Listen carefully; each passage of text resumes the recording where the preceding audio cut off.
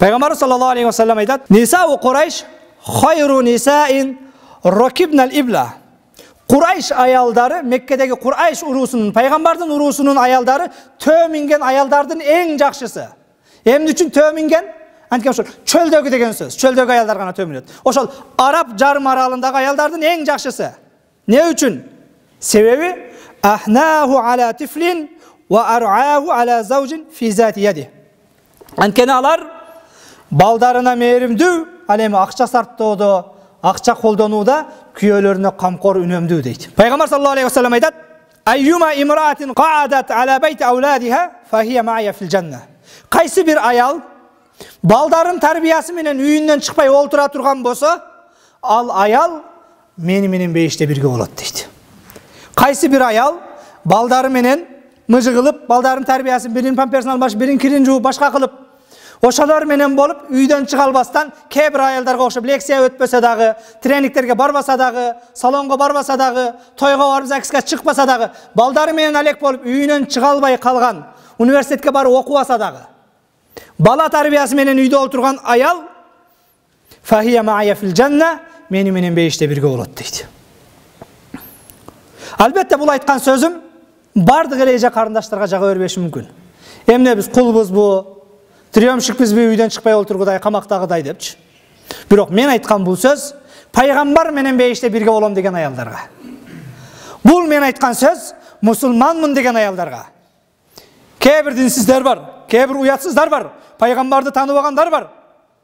Алар каалагандай жашаса болот, каалагандай басса болот, каалагандай карьера кылса болот.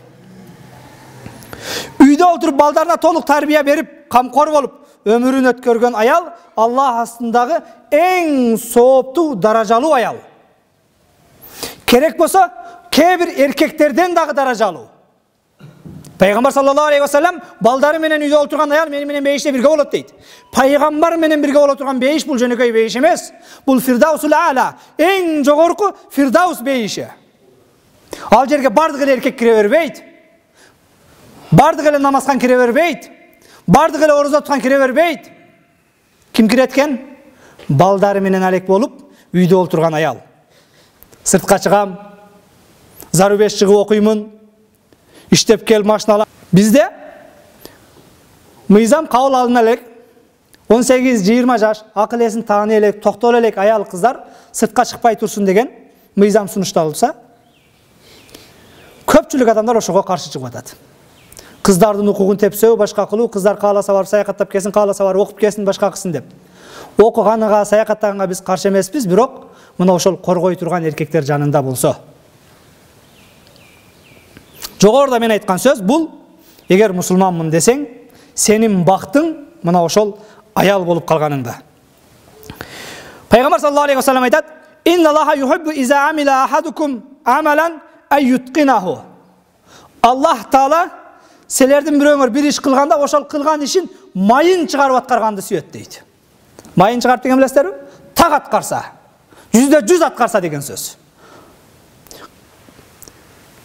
Ustasınbı ustaçılıkты kıl, sodadasınbı sodаны mıktı kıl, moldasınbı moldalıkты mıktı kıl, muğalimsinbı muğalimdikti mıktı kıl, atasınbı atalıkты mıktı kıl. Kiminger kaysi işke jooptu bolbogula, oşol işti jogorku dengelde mıktı atkargandardı Allah sүйөт deyt. Kim kaysi işin hadisi olsa, oşol işi menen ibadat kılsın. Жақсы түшүнүңүздөр. Ustasınbı, ustalıkты эң жогорку деңгээлде кылгын, ошол сен үчүн ибадат. Соғып аласың ошонуңа. Аял деген аялдыгы, энелиги менен эң улуу ибадат кылыш керек. Бай байлыгы менен ибадат кылсын. Падыша падышачылык менен, адилеттүүлүк менен, элге мээримдүүлүк менен ибадат кылсын. Илимдүү аалым болсоң, субханалла деп мечиттин төрүндө олтурбастан, илимиң менен сооптап. Адамдарга даават кыл, сөзүңдү жеткир. Адамдарга тарбия бер. Врач болсоң, ошол врачтыгың менен ибадат кыл. Кээде сени эртең жумушта 4-5 операция күтүп аткан болушу мүмкүн. Бирок сен түнү менен тахажжуд окуп барып, ал жерде бирөөдүн туура эмес кесип коюп, бир адамдын өмүрүн алсаң, окуган намазың бекер. Сенин тахажжудуң, сенин ибадатың мына ошол колуңдагы бейтаптарга жылуу жумшак эң жакшы дава берүүң. Sen түнү менен жакшы эс алып, эрте менен барып ошолордун ден соолугуна камкөр, ошол ибадат сен үчүн. Пайгамбар саллаллаху алейхи ва саллям силердин кимиңер кайсы адистикте болбосун, ошол ишти так аткарса, мына ошону Аллах сүйөт дейт.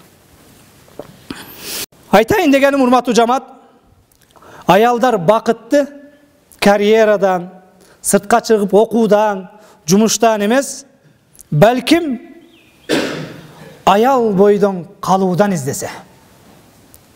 Аялдын аял бойдон калганы мына ошол бакыты, мына ошол байлыгы, мына ошол карьерасы. Жумуш, иштеген, акча тапкан, башкакан, мунун бардыгы биз эркектердин милдети. Аллах Таала эркектерди мына ошол аялдарга жоопкерчиликтүү кылып, ошолорду бага турган кылып жараткан. Ал эми аялдарга эң чоң жумушту берген бул бала тарбиясы, адам тарбиясы менен иште деп. Аялдар кетмен менен башка менен эмес, балким мына ошол колунда бешиги менен иштесе, мына ошол кээ бир аялдар бешик тербетсе, мына ошол бешикте тербеген бала эртең ошол аялдын мыкты тарбиясы менен дүйнөнү тербетиши мүмкүн. Келиңиздер, эркектер эркектей, аялдар аялдай бололу, жетекчилер жетекчидей, карапайым эл карапайым элдей бололу. Ким кайсыл иштин адиси болсо, ошол ишин так аткарсын, мына ошону менен сооп табат.